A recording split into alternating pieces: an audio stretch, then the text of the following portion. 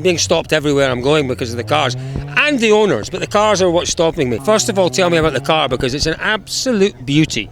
Okay, so I bought this car as a first-year Renault factory mechanic in around 1980. That's how it looked. It did have the front on it, but it had body filler, metal fatigue. It needed a full mechanical, full electrical, after being a WRC, ARC and a Victorian car. It had been to Heidelberg. It's an original. The original car, and it's had... So what was it doing in that condition? Well, it was in that condition in 1980, and I have slowly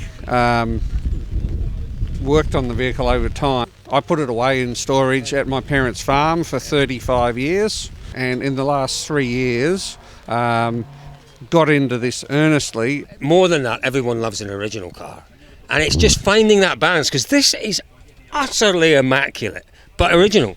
It is, and it's been a real challenge, and I've had help from 14 countries, guys in Belgium, Germany, Romania, helping me out to source some parts, but the cars come up incredibly well. Horsepower, I'm asking everyone about horsepower. They probably weren't that much, I wouldn't imagine, but these are an 807G, which is shared in the 1600 Alpine. Runs 11.5 to 1, produces 160 horsepower. Well, it was never actually done as a concours car. It's just ended up that way organically.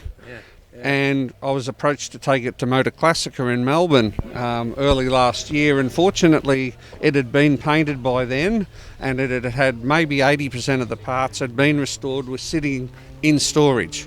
So it was really a matter of a mad rush to assemble it. Back in the day, what Renault did is they imported 6 of these.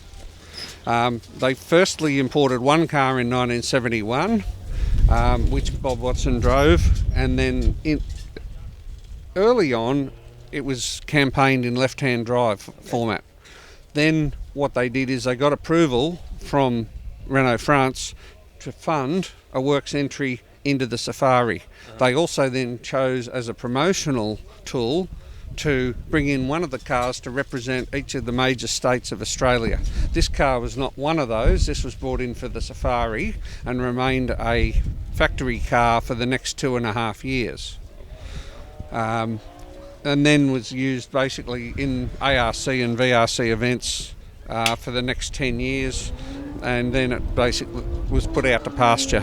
if we had to guess how many hours it's taken to bring this car back to this condition, how many hours would you say you've put into it? At least 2,000. Every nut and bolt's been replated, every bearing, every bush, every hose, every cable, everything has been just restored. And I said to Bob Watson, I said, what's this like now? Because you drove this car brand new at the start line of the Safari. Who better to judge? And Bruce Shepherd, who's here, who did the conversion from left to right-hand drive. What's it like? And they said it's as good or better than new. And I'm like, wow, thank you, what a compliment. But It looks new. It is absolutely the most beautiful thing I think I've seen so far today. John, thank you for sharing the story for us.